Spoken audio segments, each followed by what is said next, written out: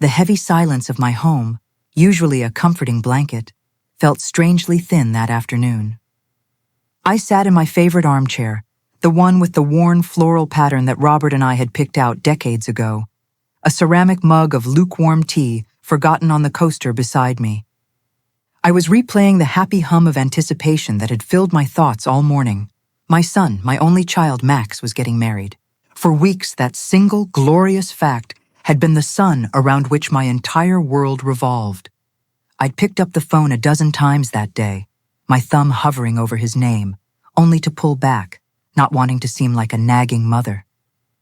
But now, as the clock on the mantelpiece ticked past 4, I couldn't wait another second. I needed to hear his voice, to ask about the date, to finally let all the love and excitement I'd stored up bubble over. I dialed his number, my heart thrumming a cheerful rhythm against my ribs. Max answered, but his voice was distant, distracted. Before I could even launch into my stream of happy questions, he said, "Hold on, Mom. Lena wants to talk to you." There was a shuffling sound, and then her voice, smooth as honey laced with arsenic, came on the line. I could picture her perfectly, lounging on the very sofa I'd bought for them, a picture of effortless grace. And then I saw it. Through the magic of a video call he'd initiated, she was there, looking me right in the eye. A chilling smile played on her lips, a smile that didn't reach her cold, calculating eyes.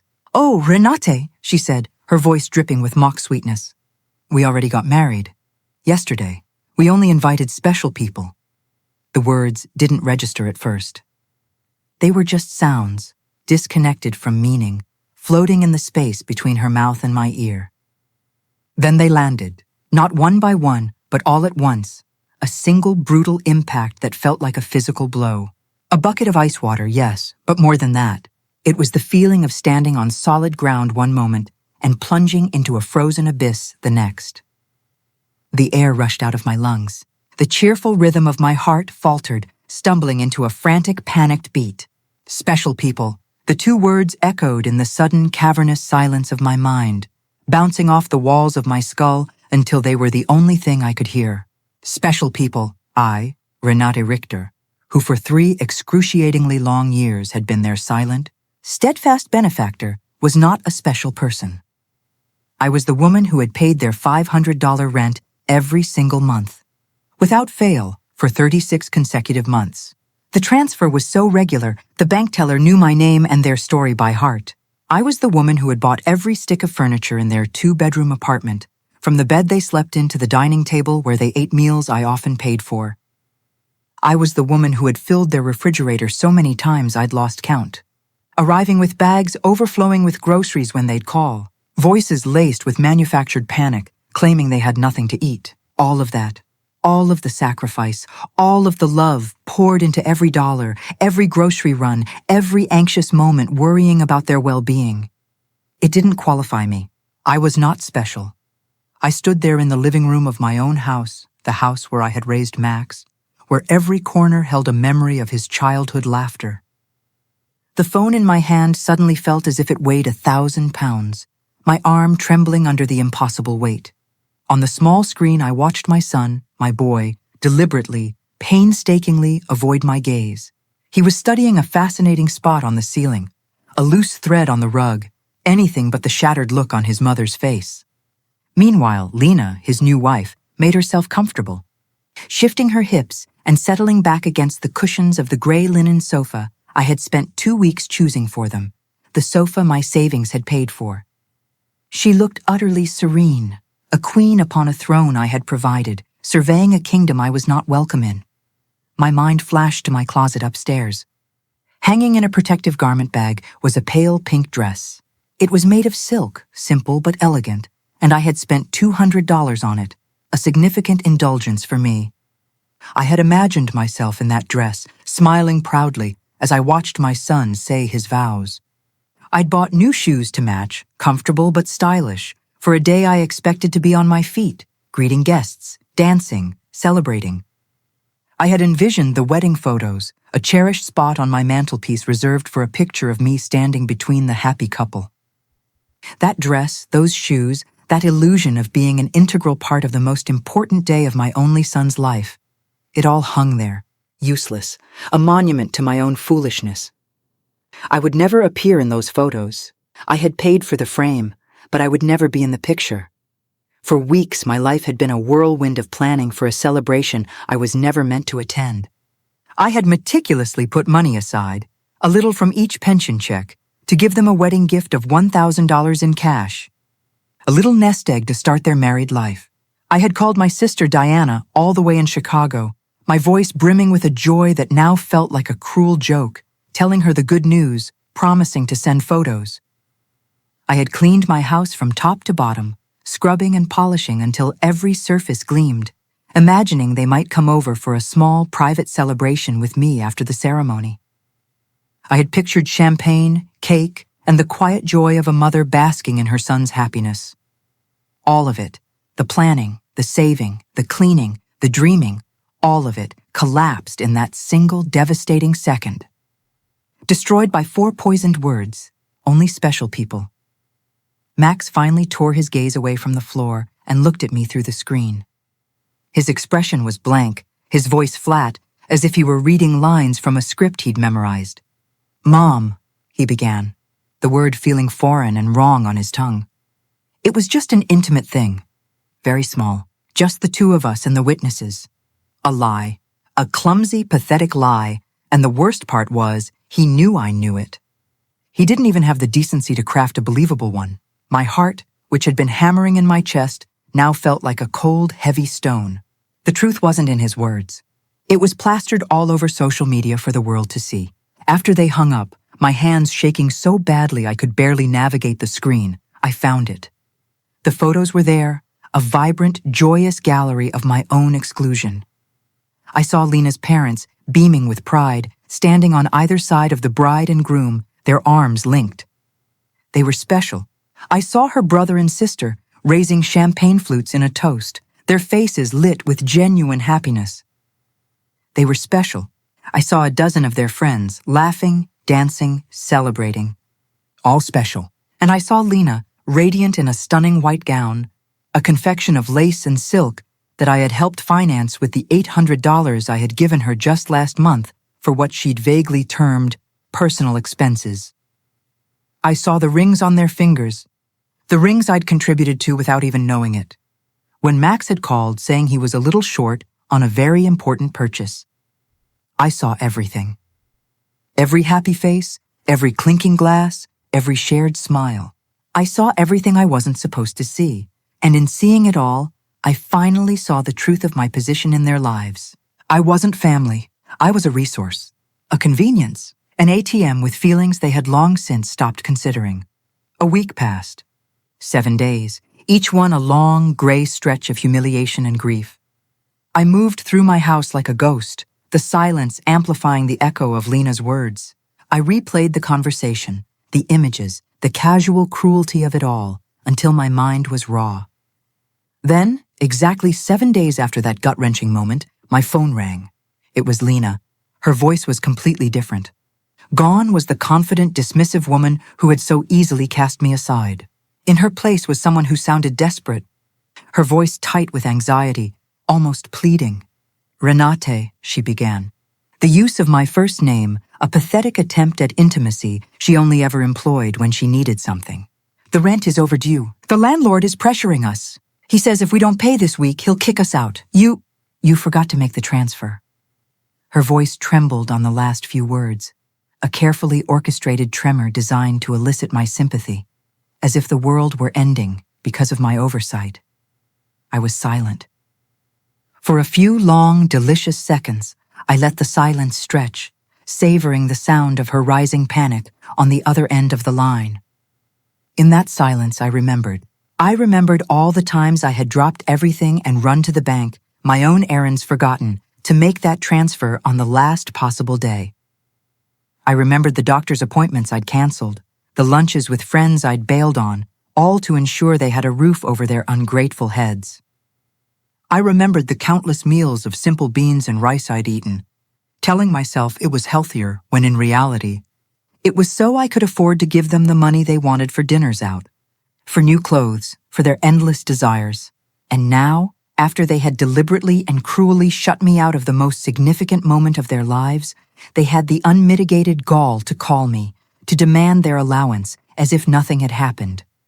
As if I were nothing. "Lena," I said, and my own voice surprised me. It was calm, steady, as cold and clear as a winter morning. "Didn't I warn you that I only help special people?" The silence on the other end of the line was so absolute, so profound, that I could hear the steady, triumphant beat of my own heart. For the first time in 3 long, humiliating years, it was not I who was trembling. It was her. "Renate, I don't understand," she stammered, her voice a pathetic whisper. "We were always special to you. You're like a second mom to me." Lies. All of it. A pathetic cascade of lies, wrapped in that syrupy sweet voice she reserved exclusively for her financial appeals.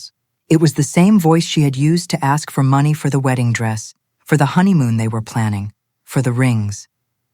All things I had unknowingly helped finance, only to be denied a glimpse of the ceremony where they were exchanged. For so many years, I had lived with the constant, grinding feeling of walking on eggshells around them. I weighed every word, every gesture, every gift, desperately hoping to earn a crumb of genuine affection from my own son. I was the perfect mother, the obliging mother-in-law, the silent provider who never complained, who never protested, even when they treated me as if I were invisible, a piece of furniture in the background of their lives. But that phrase, those 4 little words, "only special people," had awakened something in me. A dormant volcano of resentment and self-respect that had been buried for far too long had finally, spectacularly erupted. I had spent the last week doing the math, my own painful private accounting. In my head, I had calculated just how much money I had poured into the black hole of their lives over those 3 years. Between the rent, the food, the endless stream of gifts, the fabricated emergencies, and their selfish whims, the total was staggering. It was over $20,000. $20,000 I had siphoned from my retirement fund, from my personal savings, from the money my late husband, Robert, had worked so hard to leave me so that I could live my final years in peace and security. And what had it all been for? To be treated like a bothersome stranger on the day my only son got married. That night, after I hung up the phone on a sputtering Lena, I went to my bedroom and sat on the edge of my bed. And I cried, but they weren't the tears of sadness I had shed a week ago. These were different. They were tears of pure, unadulterated anger, tears of accumulated frustration, of years of silently endured humiliation. I cried for all the times they had made me feel that my love was a burden, that my presence was an inconvenience, that my money was the only valuable thing I had to offer. I cried for the foolish, naive mother I had been, for the woman who had lost her own identity, trying to make herself indispensable to 2 people who considered her entirely disposable. When I woke up the next morning, the world felt different. The light filtering through my window seemed sharper, the air cleaner. Something inside me had fundamentally shifted. It wasn't just the searing pain of betrayal anymore. It was something deeper, colder, and infinitely stronger. It was resolution. I stood up and looked at my reflection in the bathroom mirror. The same tired eyes stared back, framed by the same wrinkles that told the story of years spent giving love that was never truly returned. But there was something new in my gaze, a hardness I didn't recognize, a steel-like determination that had been buried under decades of compliance and self-sacrifice. I went to the kitchen and made coffee, the familiar morning ritual, a comforting anchor in this new reality. But this time my thoughts were my own. I didn't automatically think about calling Max to ask how he had slept. I didn't compulsively check my phone, waiting for a groveling text message of apology that I knew would never come. For the first time in what felt like a lifetime, I was my own first priority of the day. I sat down at my small kitchen table, the very table where I had so often planned birthday surprises for them, where I had counted out bills for their expenses, where I had cried silently into my hands when they treated me with casual indifference. Now, this table would bear witness to a revolution. I took out my checkbook, my old bank statements, a pen, and a notepad. I was going to do the math again, but this time I wanted to see the full, brutal extent of my own folly in black and white. The numbers were stark, unforgiving. Monthly rent of $500 multiplied by 36 months, $18,000. Food and supplies, a conservative estimate of $200 a month, another $7,200.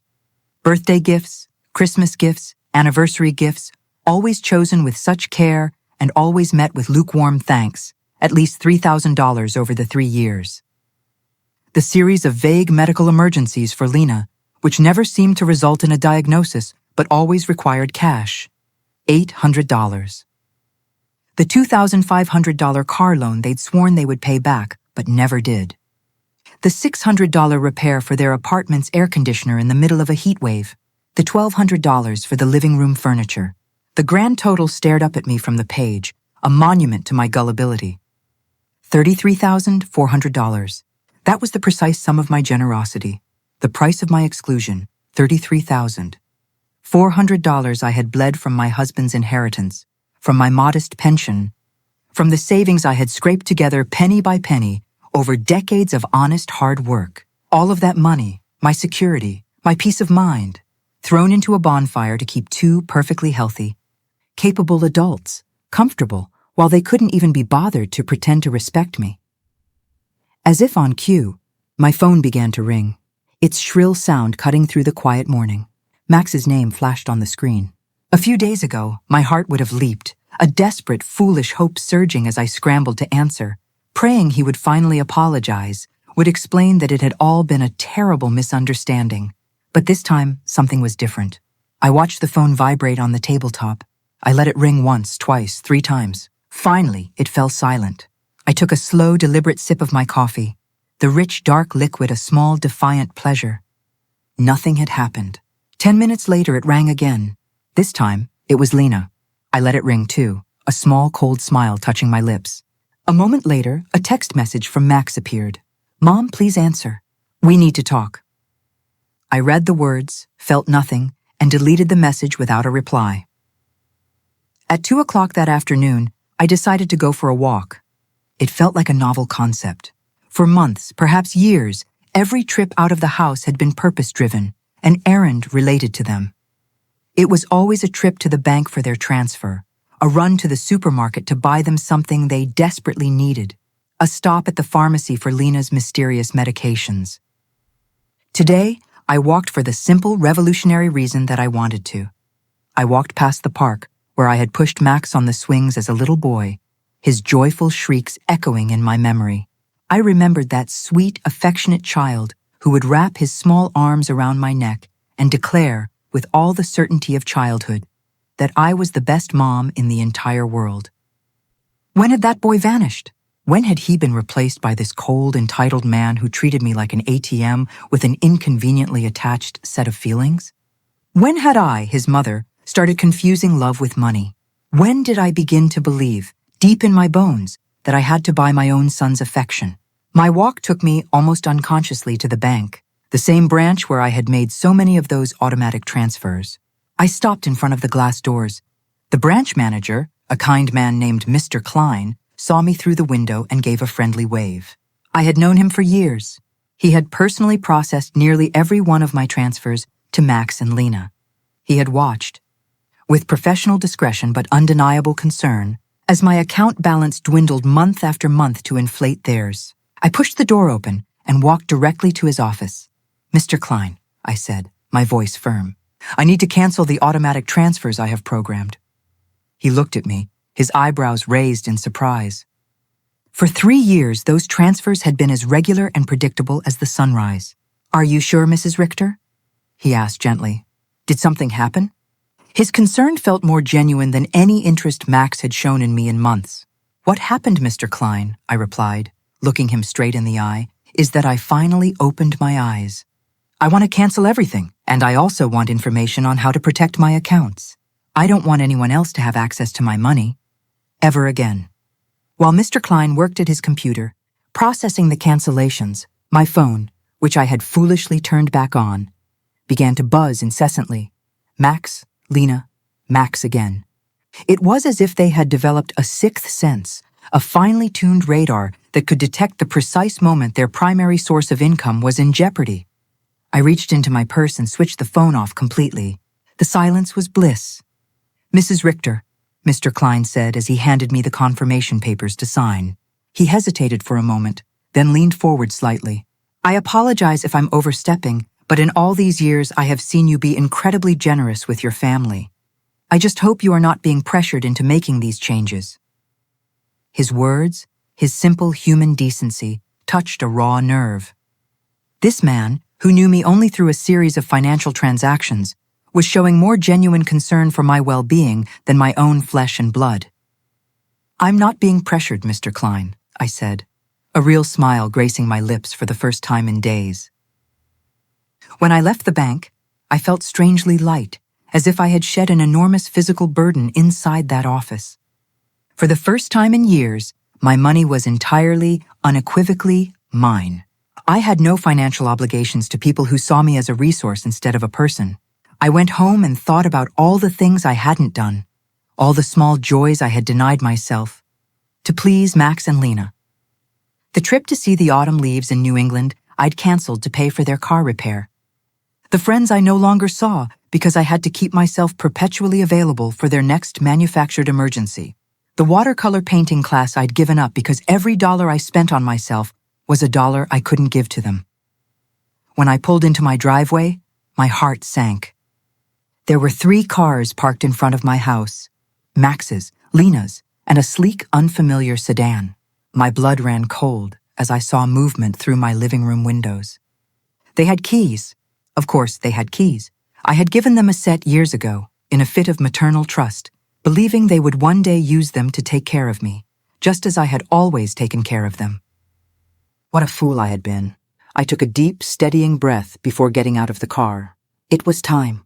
Time for the first real confrontation of my new life. I turned the key in my new lock, the one they didn't have a key for, and pushed the door open. The scene that greeted me is seared into my memory forever. Max was slumped on my sofa, the one he'd grown up on, his head buried in his hands like a petulant child. Lena was pacing back and forth in front of the fireplace, a caged tigress radiating fury and panic. And an older man I didn't recognize, dressed in an expensive-looking suit, was standing at my dining table, methodically sifting through a stack of my papers. "My personal documents, my bank statements, my insurance policies, my will. What is happening here?" I asked. My voice didn't shake. It was loud, clear, and commanding, echoing in the tense silence of the room. All 3 of them spun around to look at me, their expressions a mixture of shock and annoyance, as if I were the one intruding. Lena was the first to recover, rushing toward me, her voice laced with that same desperate urgency I had heard on the phone. "Renate, thank God you're here. We need to talk. This is Mr. Fisher. He's from the law firm we consulted about your situation." My situation?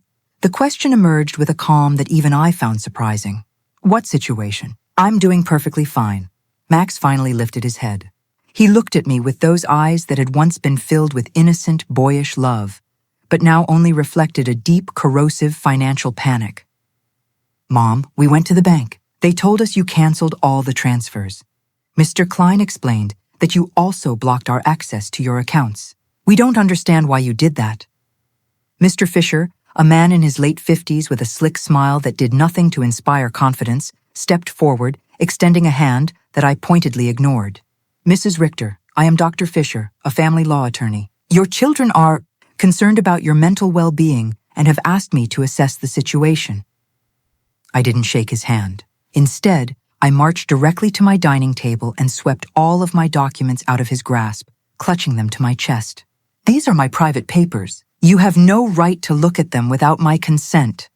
"Mom," Max interjected, his voice dripping with the condescending tone he had perfected over the last few years. "We're worried about you. Your behavior has been very strange lately. First, you cut us off financially without any explanation. Then you don't answer our calls. We think you might need professional help." Lena glided to my side, reaching for my hand with a display of fake tenderness she reserved for moments of extreme manipulation.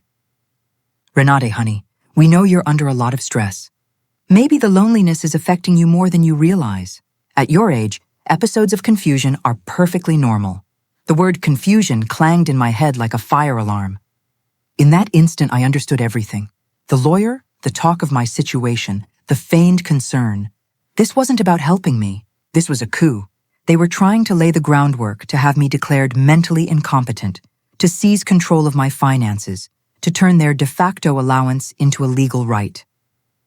The same woman who had looked me in the eye and told me I wasn't special enough for her wedding was now patting my hand and treating me like a senile old fool. "I am not confused," I said. My voice low and hard, a granite stone that silenced the room. "In fact, I am clearer than I have been in years. And you are all going to leave my house, right now." Mr. Fisher cleared his throat, adopting that placating, professional tone lawyers use when they want to sound reasonable while delivering a threat. "Mrs. Richter, I understand you feel overwhelmed, but your children have a legal right to intervene if they believe your ability to make sound financial decisions is impaired. They have documented several concerning behaviors." Concerning behaviors? A laugh, harsh and rusty, tore from my throat. "Like what exactly?" "Deciding that my own money belongs to me. Deciding to no longer finance the comfortable lives of two adults who treat me like dirt beneath their feet." Lena recoiled as if I had slapped her. "We never treated you badly.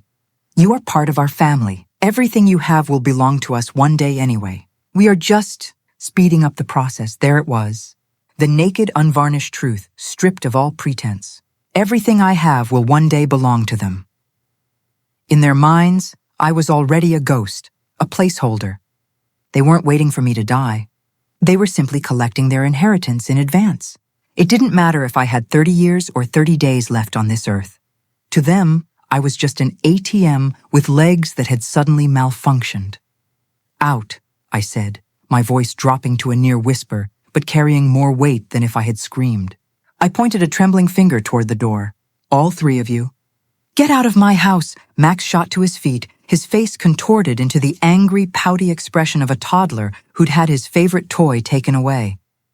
"Mom, we can't just leave." "We have obligations. The rent, the car payments, the credit card you co-signed for. You can't just cut us off from one day to the next." "I can't?" My voice rose for the first time, sharp with the accumulated pain of years. "Who says I can't? For 3 years, I have paid the rent for an apartment that isn't in my name. I have filled a refrigerator in a house where I was not welcome. I have financed a life that clearly had no room for me in it. I can and I will." Mr. Fisher, seeing his initial strategy had failed, retrieved a folder from his briefcase and placed it on my table. "Mrs. Richter, we have prepared some documents that could facilitate this transition. A durable power of attorney that would allow Max and Lena to manage your finances more efficiently. It would just be temporary, of course. Until you feel better." I picked up the folder. I didn't even glance at the papers inside. With a flick of my wrist, I tossed it directly into the trash can beside the fireplace. "The only transition that is going to happen here," I said, my voice dangerously calm, "is your transition out my front door." Lena began to cry. But they weren't the tears of genuine sadness I had seen in her wedding photos. These were tears of pure frustration, of impotent rage. "You can't do this to us, Renate. We were counting on you. We made plans based on your support. We bought things. We took on financial obligations because we knew you would always be there for us." "Obligations based on my money," I shot back. "Not on my well-being, not on my happiness, not on my company, just on my money. And now that I've decided my money is better spent on my own life, I'm suddenly a confused old woman who needs a legal guardian." Max took a step toward me, his hands held out in a placating gesture, but I flinched back. He was no longer the little boy who ran into my arms when he had a nightmare. He was a 35-year-old man who saw his own mother as an obstacle standing between him and a life of effortless comfort. "Mom, we made mistakes," he said, his voice attempting a remorseful tone. "The wedding? That was a misunderstanding. Lena was nervous. I was under a lot of pressure. We can fix this. We can fix all of this, if you'll just be reasonable again." Reasonable. The word tasted like ash in my mouth. Being reasonable means I continue to pay for your life while you treat me like a stranger? Being reasonable means I pretend it doesn't gut me to have been excluded from the most important day of my only son's life? No, Max, I'm done being reasonable. Now, I'm being sane. Mr. Fisher, a professional to the end, began packing his papers with the quiet efficiency of someone accustomed to strategic retreats. "Mrs. Richter, this is not over. Your family has legal options. If you are, in fact, making irrational decisions due to a decline in your mental health, a judge can determine that you require guardianship. His words were a direct hit. I realized this wasn't just a manipulative family visit. It was a formal declaration of war. They were actually going to try and have me legally declared incompetent to manage my own life. "Mr. Fisher," I said, looking him directly in the eyes, my fear transmuting into cold fury. "I suggest you do your research very thoroughly before you threaten a 71-year-old woman who has managed her own finances flawlessly for over 40 years, who raised her son alone after her husband's death, who ran a household and worked an honorable job until her retirement, and who, until last week, was single-handedly supporting two perfectly capable adults. Now get out." Lena had stopped crying. She looked at me with a chilling coldness that finally revealed her true face, stripped of all its charming masks. "This won't end here, Renate. We have rights, and we have lawyers." "Perfect," I replied, walking to the door and holding it open. "Hire all the lawyers you want, with your own money, of course, because mine is no longer available to finance your legal tantrums." The three of them walked to the door with the wounded dignity of deposed monarchs. Before he stepped out, Max turned to me one last time, his face a mask of resentment. "Mom, this is going to end very badly for you. You're going to end up alone, with no one to take care of you when you really need it." The sadness I felt in that moment was profound, but it was overshadowed by a crystalline clarity. "Max," I said softly, "I am already alone. The difference is that now it's by my own choice, not by your neglect." I closed the door behind them, turned the deadbolt, and leaned against the solid wood. The house was filled with the most beautiful sound I had heard in years. It was the sound of silence, the sound of freedom. That night, sleep was impossible, but not from sadness or regret. Adrenaline coursed through my veins. I had reclaimed control of my life, and it was intoxicating. I lay awake in bed, my mind racing, not with grief, but with strategy. I was a general preparing for battle. If Max and Lena wanted a war, I would give them one. But I would fight it with intelligence and evidence, not with the messy emotions they were counting on. At 6 o'clock in the morning, I was showered, dressed, and ready. My first stop was the office of Mr. Weber, an attorney I had met years ago when I was handling Robert's will. He was a serious, respectable man, the antithesis of the slick Mr. Fisher. Mr. Weber specialized in elder law, protecting the rights of seniors. As I laid out the whole sordid story, from the secret wedding to the confrontation in my living room, he listened intently, his expression growing more grim with each detail. "Mrs. Richter," he told me when I finished, his voice kind but firm, "what your son and his wife attempted to do yesterday is more common than you think. It has a name, elder financial abuse, and it's a serious offense. The fact that they entered your home without permission and went through your private documents also constitutes a severe violation of your privacy." His words were both a comfort and a shock. A comfort because they validated my feelings. I wasn't crazy or overreacting. What had happened was truly abusive. A shock because I realized the situation was far more serious and far more dangerous than I had imagined. "We need to document everything," Mr. Weber continued, already pulling a legal pad toward him. "Every transfer, every gift, every instance of them pressuring you for money. We will also immediately redraft your will and set up a trust to protect your assets from any future attempts at manipulation." We spent the next 3 hours poring over my financial records. Mr. Weber let out a low whistle when we arrived at the final sum. $33,400 in 3 years, he murmured, shaking his head. "Mrs. Richter, with this money, you could have traveled the world, enjoyed your retirement in luxury. Instead, you financed the entire lifestyle of 2 adults who didn't even have the basic decency to invite you to their wedding." When I left Mr. Weber's office, I had a clear, actionable plan. First, I would change every single lock on my house.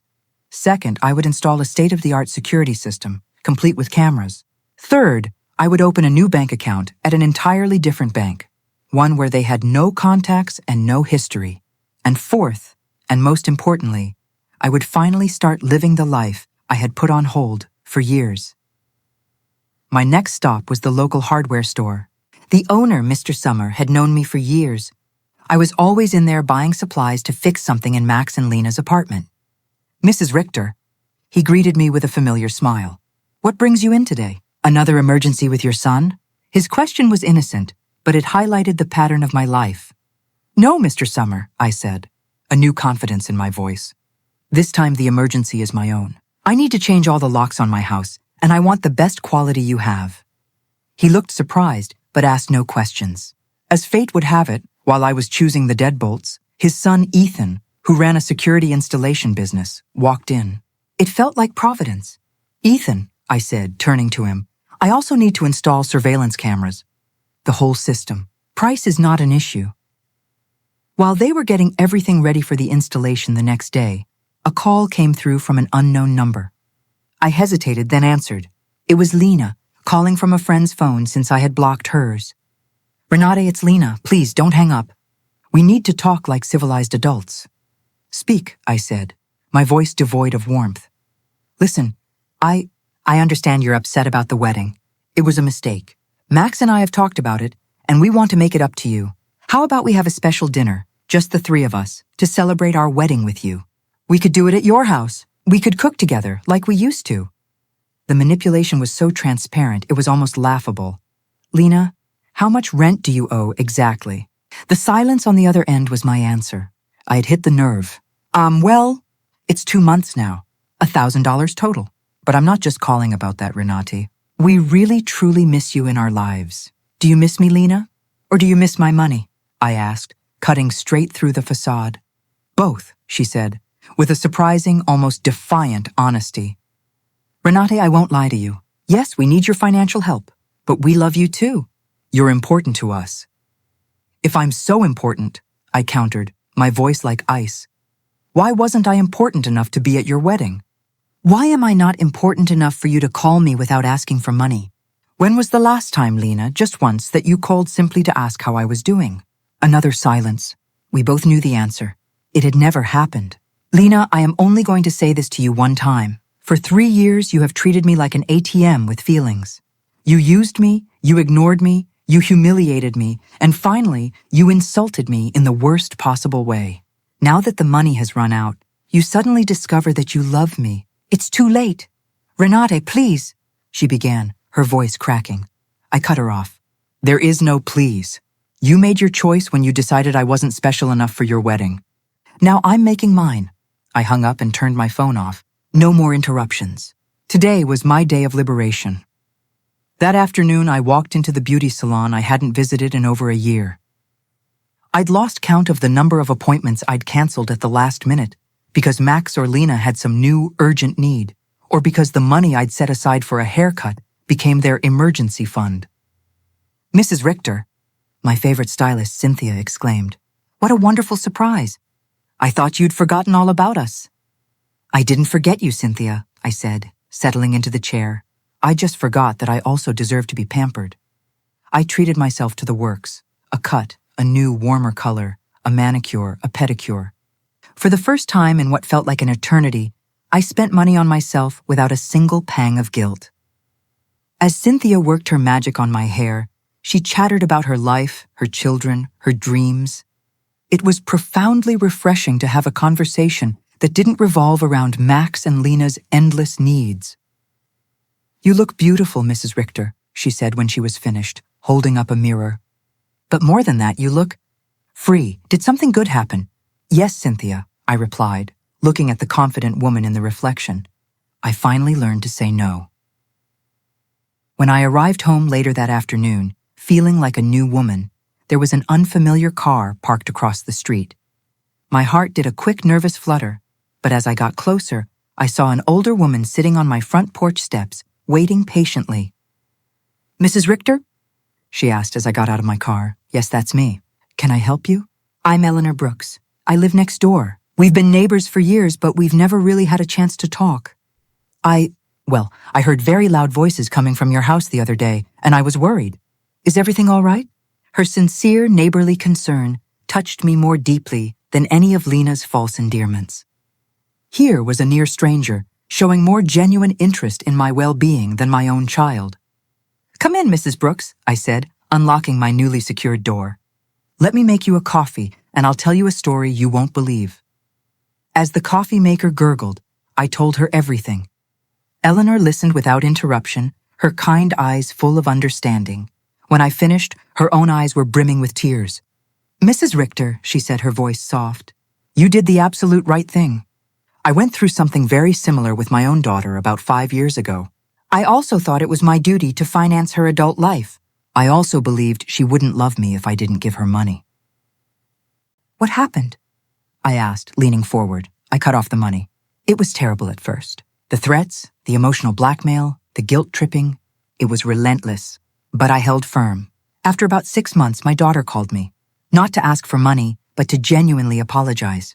Now we have a real relationship, one based on love and respect, not on financial transactions. Her words were a balm to my soul, giving me hope and confirming that I was on the right path. Do you think Max and Lena will ever understand? "Maybe they will, maybe they won't," she answered honestly. "But that's no longer your responsibility, Renate. Your responsibility now is to live your own life." That night, for the first time in 3 years, I went to bed without a single anxious thought about whether Max and Lena had money for rent, for food, for their whims. I went to bed thinking about myself, my plans, my future, and I slept more soundly than I had in a decade. The next morning, Ethan and Mr. Summer arrived promptly at 8 o'clock to change the locks and install the security system. As they worked, my phone, which I had cautiously turned back on, rang repeatedly from unknown numbers. Lena was persistent, but I had developed a new skill, the art of completely ignoring calls that did not serve my peace. "Mrs. Richter," Ethan explained as he demonstrated the new camera system on my smartphone. "This will give you absolute peace of mind. You can see who's at your door from anywhere in the world, and if anyone tries to enter without permission, an alert is sent directly to the police." The irony was not lost on me. I was installing a security system to protect myself from my own son. But the thought didn't hurt as much as it once would have. It was simply a practical, necessary measure to protect my newfound peace. While they worked, I decided to do something else I hadn't done in years. I called my sister Diana in Chicago. We had drifted apart, our conversations becoming strained. I realize now it was because every call had become a thinly veiled financial report, with me bragging about how much I was helping Max and Lena, as if their dependence on me were a measure of my success as a mother. "Renate," Diana answered, her voice full of surprise. "Sister, how are you? I haven't heard from you in months." "I'm good, Diana. Better than good.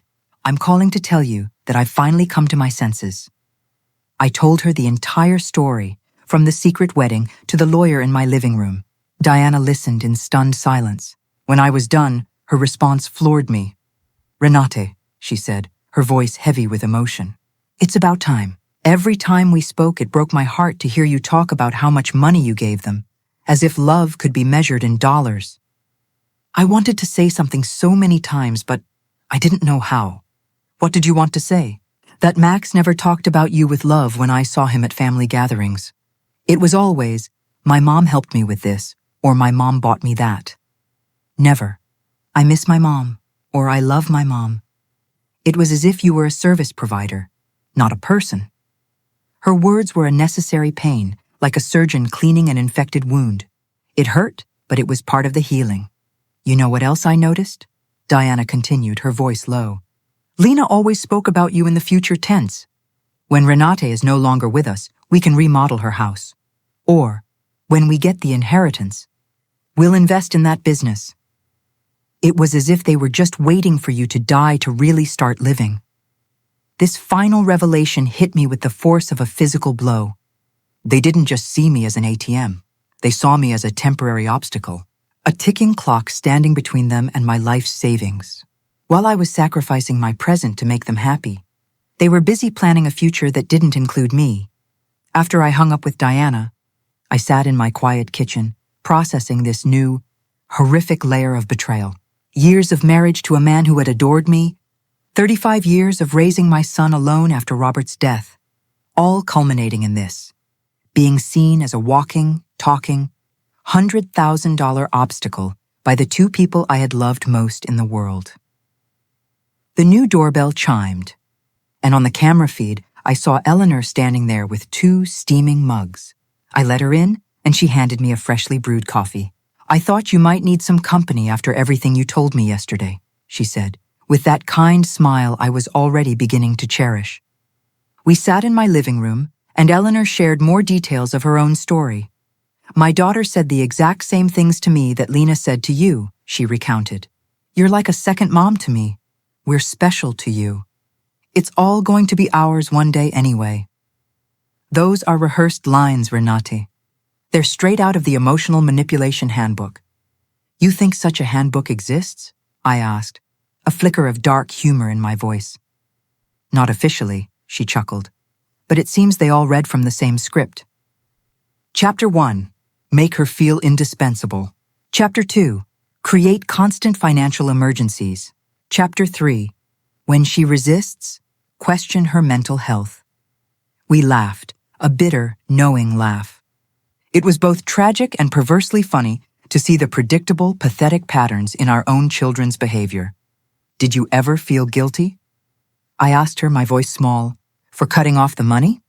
"Every single day for the first 3 months," she admitted honestly. But then I started to see the results. My daughter had to get a second job. Her husband stopped playing golf every weekend and started looking for extra work. They learned to live within their means, and more importantly, they learned that I was a person, not just a resource.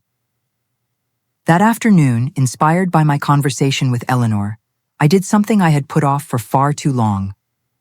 I drove to the cemetery to visit my husband's grave. I always had an excuse not to go. Max needed something, Lena had an emergency, the taxi fare was better spent on them. The cemetery was peaceful, the autumn air crisp.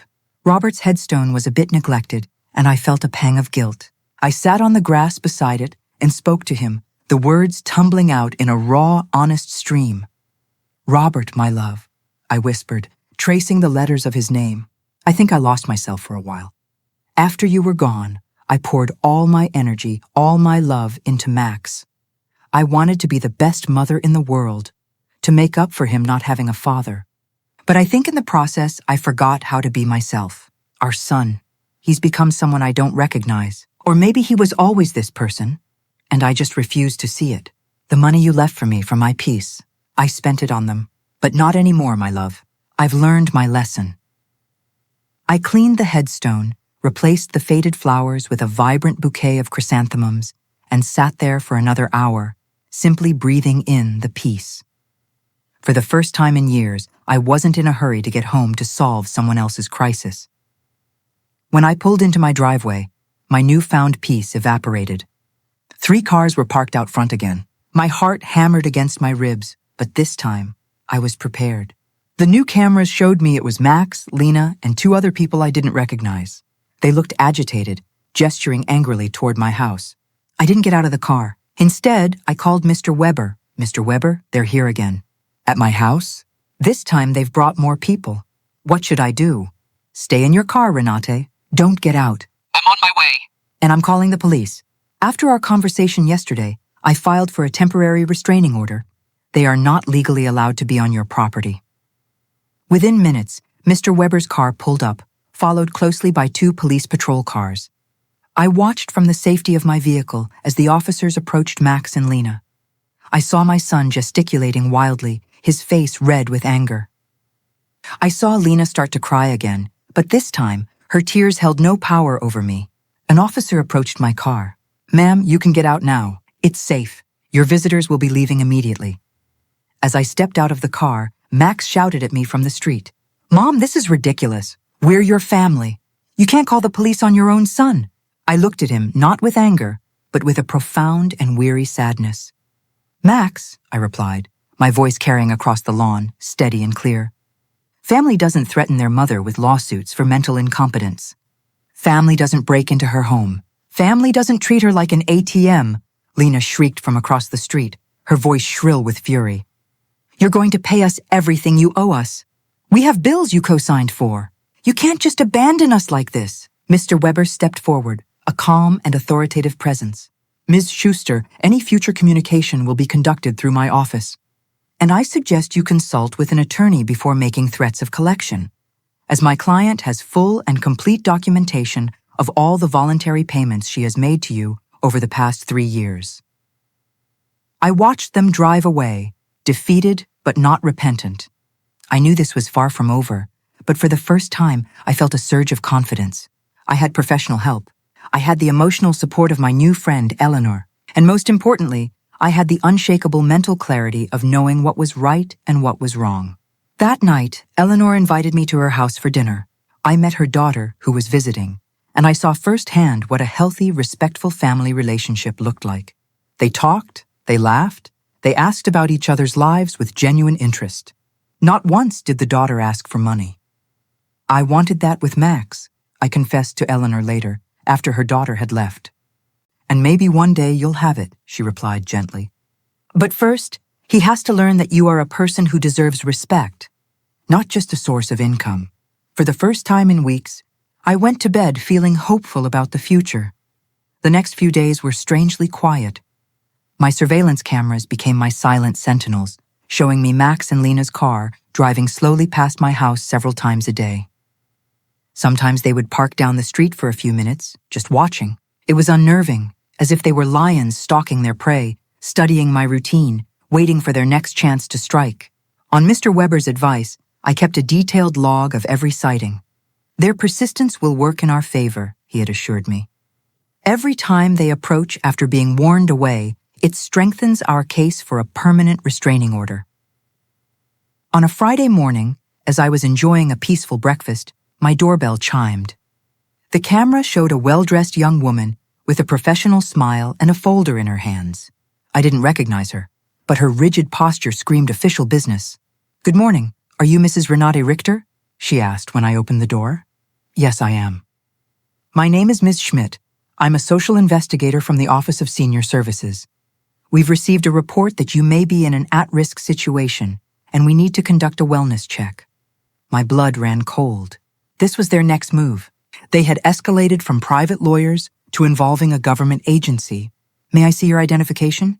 I asked, my voice steady despite the tremor in my hands. She produced an official ID. It looked genuine. "May I come in and speak with you for a few moments?" she asked. Knowing that a refusal would look suspicious, I let her in. Ms. Schmidt sat primly on my sofa and opened her folder. "Mrs. Richter, we have received reports that you have exhibited significant and sudden changes in your financial behavior, that you have cut off all communication with your family, and that you have shown signs of paranoia by installing what has been described as an unnecessary security system. We were also informed that you have refused medical and legal assistance from your loved ones." Every word was a carefully chosen weapon, designed to paint me as a mentally unstable old woman. I could hear Lena's manipulative phrasing in every line. She had always been skilled with words, twisting them to suit her narrative. "Miss Schmidt," I said, mustering all the dignity I possessed, "before I answer any of your questions, I would like to call my lawyer." "Ma'am, this isn't a legal interrogation. It's simply a wellness check. If you have nothing to hide, it shouldn't be a problem to speak with me." That phrase, "if you have nothing to hide," ignited a spark of fury within me. It was the classic refrain of abusers and manipulators used to justify their invasions of privacy. "Ms. Schmidt, I'm calling my lawyer. You are welcome to wait here, or you can come back another day with him present. But I will not answer any questions without legal representation." I called Mr. Weber, and he was at my house in less than 20 minutes. When he walked in and saw the social worker, his expression hardened. "Ms. Schmidt," he said after examining her ID, "I trust you have a court order to be here? My client is under my legal protection, and any unauthorized investigation constitutes harassment." "Sir," she replied, her confidence visibly wavering, "we have reports from concerned family members about the lady's well-being. It's our duty to investigate." "What family?" Mr. Weber asked, his voice sharp. "The same family that attempted to coerce her into signing over power of attorney without representation? The same family that broke into her home and rifled through her private documents? The same family that excluded her from their wedding while living off her money for 3 years?" He placed a thick folder on the coffee table. "Here, I have complete documentation of the financial and emotional abuse my client has suffered at their hands. $33,400 siphoned from her accounts. systematic social exclusion, emotional blackmail. If anyone here needs investigating, Ms. Schmidt, it is not my client. The social worker's face grew pale as she scanned the documents. It was clear the reality in front of her was a stark contrast to the story she had been fed. Mrs. Richter, she said finally, turning to me, can you explain why you so abruptly stopped the financial support for your son? Because I finally realized they were using me, I replied simply. Because I understood that to them, I wasn't a mother. I was a bank account, because I grew tired of financing the lives of two people who saw me as an obstacle to their inheritance. But don't you feel it is your responsibility to help your family? The question was so misguided it took my breath away. Ms. Schmidt, my responsibility as a mother was to raise my son to be an independent adult. My son is 35 years old, married, and perfectly capable of supporting himself. Financing his adult life is not my responsibility. It is my choice, and I have chosen not to do so anymore. Mr. Weber interjected, Ms. Schmidt, would you consider it normal for a 35-year-old man to be unable to pay his own rent without financial support from his 71-year-old mother? She didn't answer right away. I could see the wheels turning in her head as she reevaluated the entire situation. Finally, she closed her folder. Mrs. Richter, based on this conversation and the documents I've reviewed, I see no indication that you are at risk or in need of intervention. I will be closing this case. After she left, Mr. Weber turned to me, his expression grave. Renate, this is going to continue to escalate. They're desperate. They are spending money they don't have on professionals to try and have you declared incompetent. What else can they do? I asked, a knot of dread tightening in my stomach. They can file a formal lawsuit for incompetence in family court. It's expensive and difficult to win, but if they find a sympathetic judge and a psychiatrist willing to testify in their favor, they could get a guardian assigned. The thought was terrifying.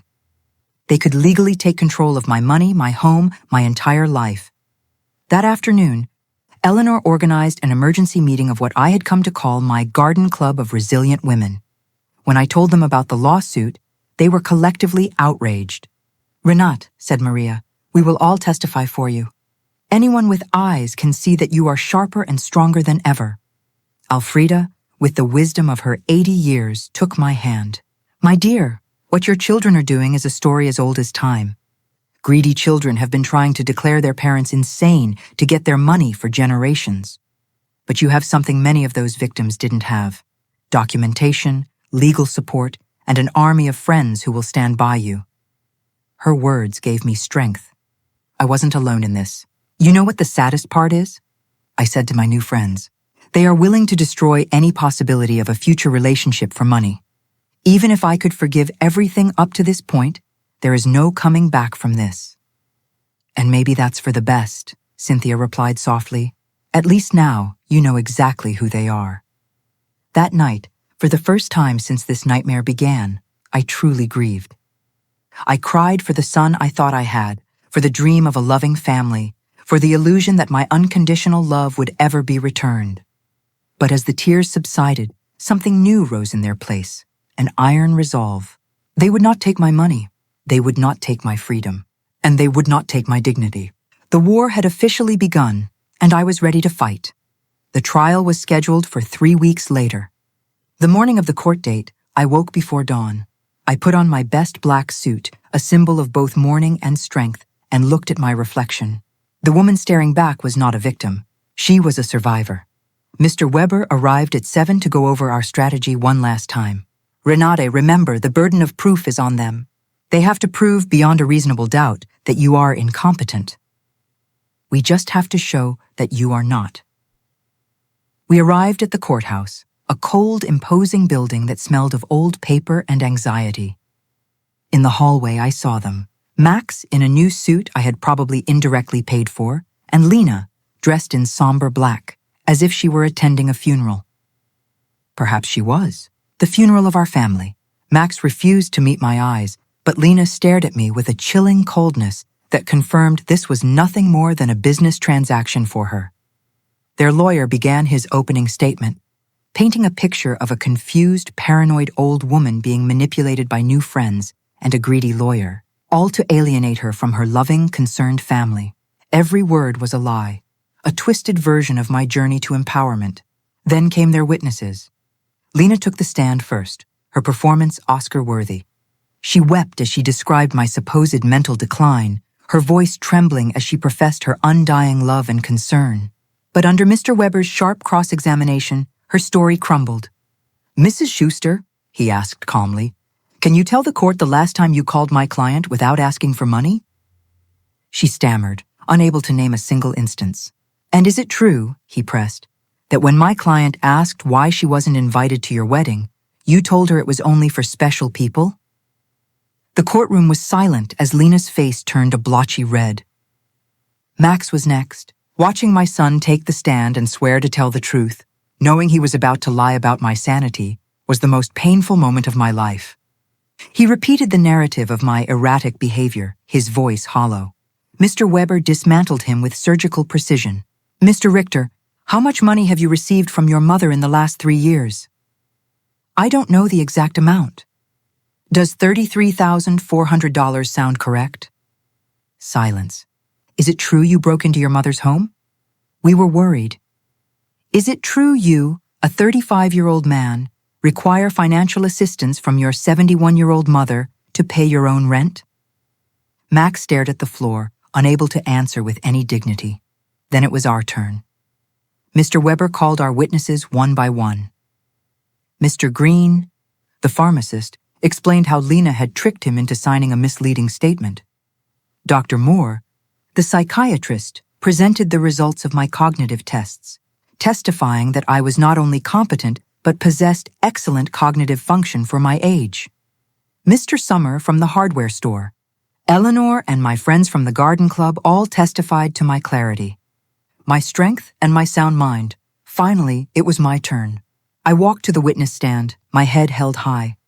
I felt the weight of my 71 years, of the wisdom gained through pain, of the strength forged in adversity. I told my story, the years of financial support, the humiliation of the wedding, the constant manipulation, the violation of my home, the legal threats. "Mrs. Richter," Mr. Weber asked for his final question, "why did you decide to stop the financial support for your son and daughter-in-law?" I looked across the courtroom, past Lena's hateful glare, and met my son's empty eyes. "Because I finally understood," I said, my voice clear and strong, that what I was receiving from them was not love. It was a commercial transaction disguised as a family relationship. My money was welcome in their lives, but I, as a person, was not. "Do you regret your decision?" "I only regret," I said, "that it took me so long to make it." After the closing arguments, Judge Miller retired to deliberate. The 2 hours he was gone felt like an eternity. When he returned, his expression was serious.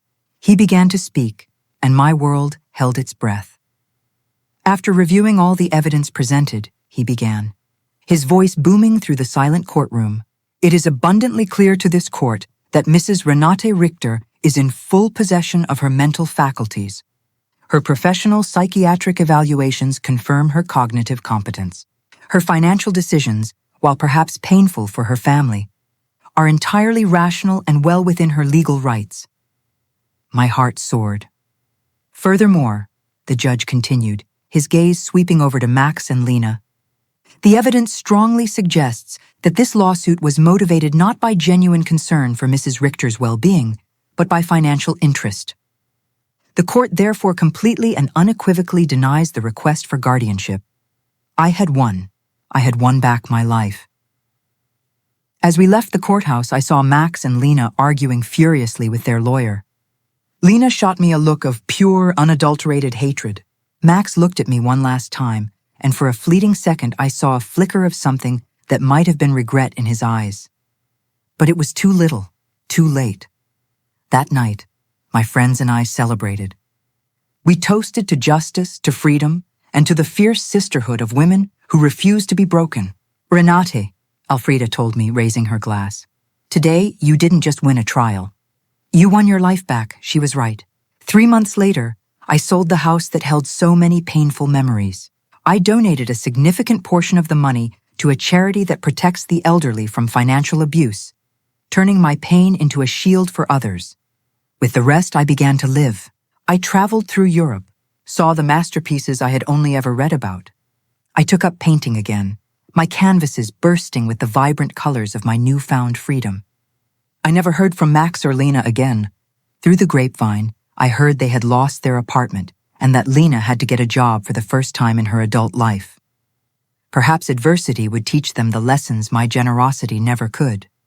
The value of honest work and the dignity of independence. Some nights, as I stand on the balcony of my new apartment looking up at the stars, I think about the woman I was just a year ago, fearful, manipulated, believing that love was something that had to be bought and paid for.